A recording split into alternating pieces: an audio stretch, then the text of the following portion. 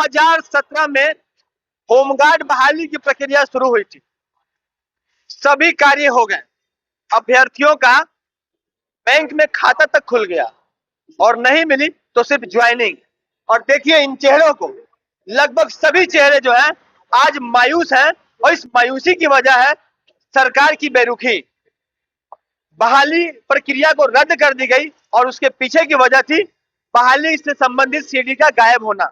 उस वक्त प्रक्रिया में कुछ भ्रष्टाचार के आरोप लगे थे, जिसके बाद पूरा प्रकरण हुआ और ये तमाम अभ्यर्थी 2017 से लेकर अभी तक न्याय की गुहार लगाते हुए लगातार आंदोलन कर रहे हैं। ये आंदोलन करते करते अधिकांश लोगों की उम्र खत्म हो चुकी है। अब ये नए जगह पे सरकारी नौकरी के लिए अप्लाई भी नहीं कर सकते, लेकिन जहां इन्होंने सफलता अर्जित की थी वहां अगर नौकरी ना मिले तो टसन रह जाती है और ये टसन दिख रही है इनके चेहरे पर। सीधे इनसे बात करते हैं, कब से आप लोग प्रयास कर रहे हैं और क्या हुआ अभी तक? जी हम लोग 2017 में ये बहाली निकला था। वहाँ जितने भी हमारे अभ्यर्थी नजर आ रहे हैं सभी ने अपना मेरिट लिस्ट में नाम करवाए थे। हम लोग सब मेहनत करके फिजिकल मेडिकल सब हुआ, पासबुक तक खुलवाया, बॉन्ड भी भरवाया गया। ये पता है अभी वर्तमान में आप लोगों के साथ क्या हो रहा है? कितनी परेशानी हो रही है कि सीडी कैसेट का मांग कर रही है प्रशासन। सरकार हमसे सीडी कैसेट मांग रहा है। हम सरकार को क्यों और हम लोग कहाँ से देंगे? हम लोग तो रखने नहीं दिए थे भाई।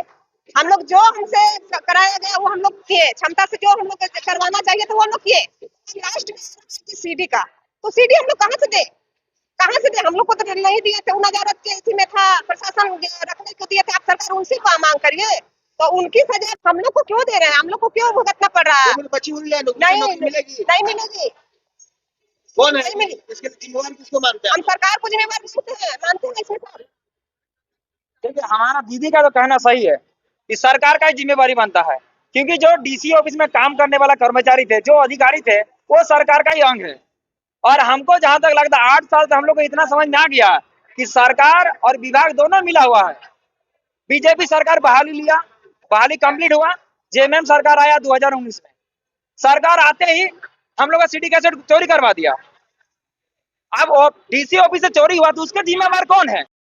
जो अधिकारी था उसके पास नजारत, इतना बड़ा जो राज्य का जिला का जो होता है नजारा, देखो जहाँ बड़ा सबसे बड़ा कानूनी व्यवस्था होता है, विधि व्यवस्था देखा जाता है, वहां से सीडी कैसेट चोरी। आगे आप लोग क्या करने वाले? आगे हम लोग यहाँ तक आवाज उठाएंगे, राज्यपाल तक जाएंगे, राज्यपाल से मांग करेंगे जांच का, सीडी कैसेट का जांच कीजिए, सीडी कैसेट दीजिए, या तो 17 होमगार्ड का बहाली को ज्वाइनिंग करवाइए, नहीं तो एकदम सीबीआई जांच का मांग रखेंगे। हमारा जहां तक हक बनेगा वहां तक लड़ेंगे। अगर नहीं सुना गया लास्ट में हम लोग धरना में बैठेंगे, आमरण अनशन करेंगे, नहीं तो मृत्यु तक पहुंचेंगे, आत्मदाह तक जाएंगे, लेकिन छोड़ेंगे नहीं। अपना हक झारखंड में देगा नहीं, छीन के लेंगे। राज्य सरकार से गुहार लगाते लगाते आज तक पहुंच रहे हैं, या तो सीबीआई आप जांच कराइए। एक कैसे उम्र बचेगा भैया? 2017 का बहाली 18 में कंप्लीट हुआ है, 19 से दौड़ते दौड़ते 9 साल बीत गया, कहाँ से उम्र बचेगा? पैदल मार्च भी किया था एक बार, एकदम रांची तक पैदल मार्च किए थे। सरकार को बार बार हम लोग आंख में उंगली देकर दिखा रहे हैं कि परेशानी को समझिए।